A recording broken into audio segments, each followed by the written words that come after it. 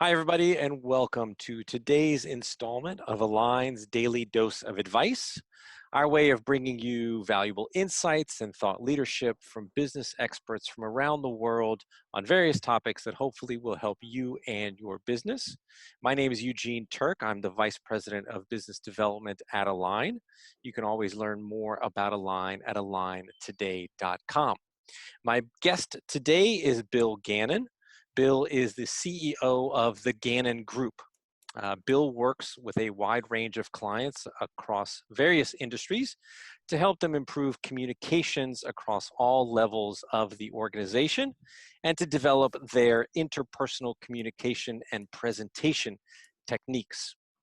In addition to coaching organizations, Bill also works with startup entrepreneurs and graduate students at various universities like Columbia and Tulane here in New Orleans when they are competing for pitch competitions and to help them make their limited time on stage more memorable and more impactful. In addition to this coaching and training practice, Bill is also a popular keynote speaker on sales, networking skills, and presentation performance. Bill, nice to see you again. Thanks for joining us. You bet, Eugene. Thank you for having me. Obviously, communication is critical, particularly during a business interruption or business disruption process or time like that we're going through right now. And the theme of improving communication is one of the top pieces of advice that we are hearing from everyone, given that this is your particular area of expertise and the fact that we are now sort of entering the reopening phase of the business disruption. That's going to present a whole new set of complexities for organizational communication right now.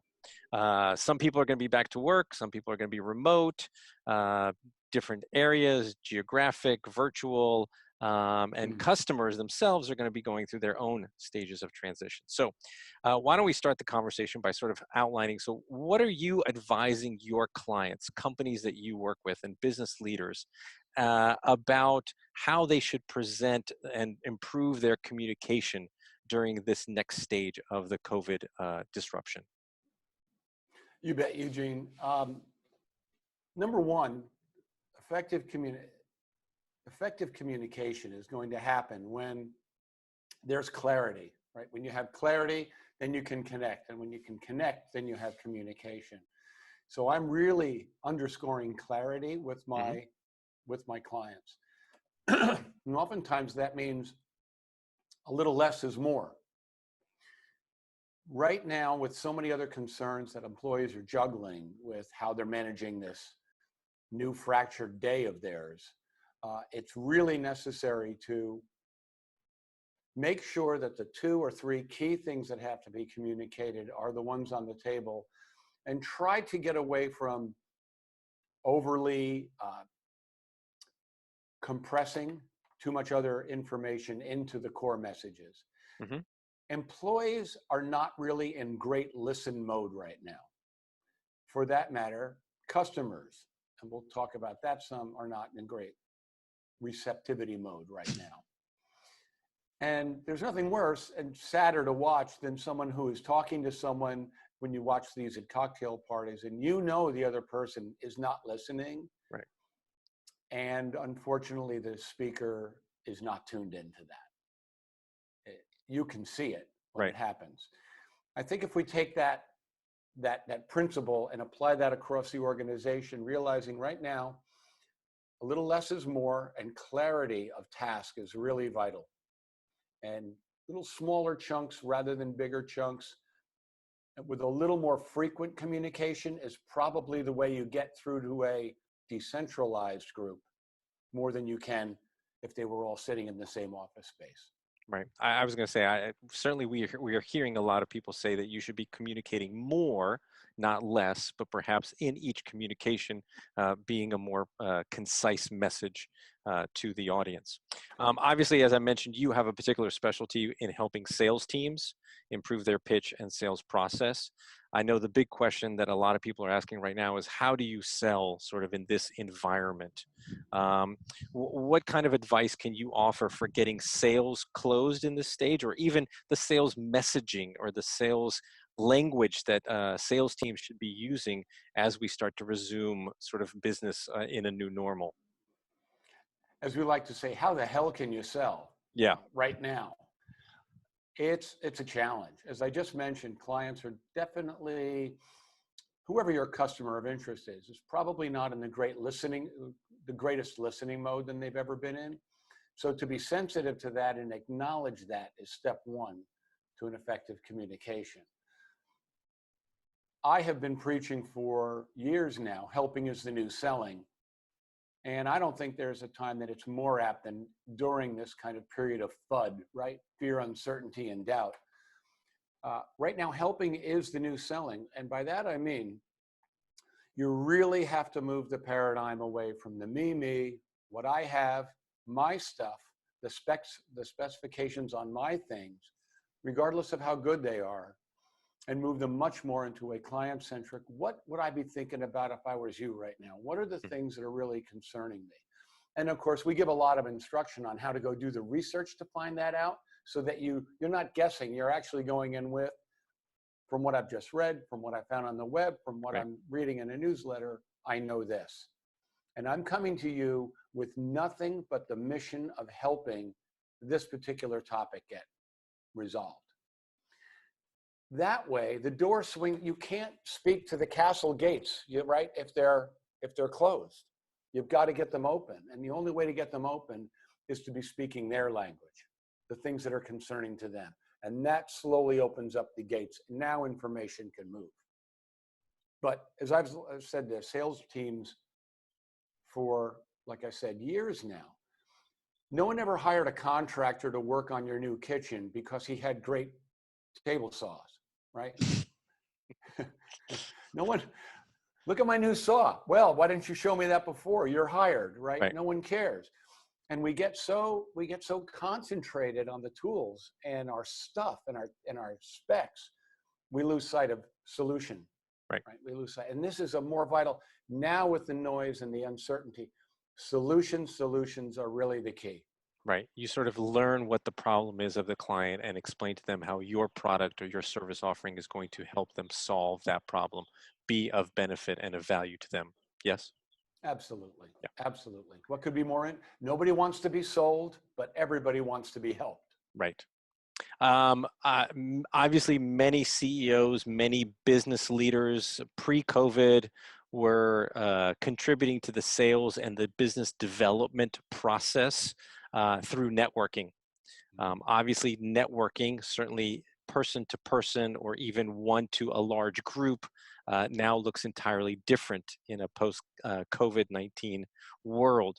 What are some examples of actions that you think business leaders can still take right now to help replace those traditional networking and business development opportunities? So let's go time machine back to February, January, and remember what that looked like. It looked like conferences. Yep. It looked like sales meetings. It looked like gatherings. With those off the, primarily, with those off the table, and knowing that we have to have our social distancing. I don't think we know enough of the nuance about how to be in front of other people yet, even though I think mask to mask is the new face to face. I'm not sure that companies are going to be too open to having too much physical presence, even though I think there'll be an opportunity for some. So let's kind of live in a world of no physical presence for this first portion. I think thought leadership right now sent out there, I would ask CEOs to write. This is the time to get your thoughts down or video like we're doing now. You've got to get the message out and make it available to customers. Mm-hmm. And don't worry about, naturally, you don't want to give proprietary information out. But this is a new sharing economy. You have to get stuff out that makes your customer want to go, huh, I really want to know more about that.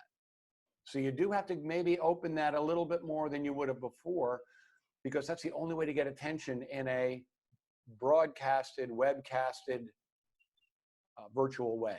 It's got to be interesting enough. And we've seen this a million times on LinkedIn and other places. when you do those videos, it would help to have some text support that's happening underneath, T-E-X-T, text support underneath your words, so you can grab the people that are not turning on their volume at that Hmm. moment. But the first few sentences and how you craft those really help drive the introduction. So I think CEOs, I think in general, networking has to be done through thought leadership. If I tell you something interesting, I'll want to know more about it. Hmm. I think Twitter, if you're not using Twitter, it has to be out there. I know I've improved my Twitter experience since we've been in COVID. The Ganon Group is making a point of putting out Twitter content, Facebook content, LinkedIn content almost daily. And I didn't do that before, but I've made them shorter, a little simpler, and just trying to bring a little more frequency to it.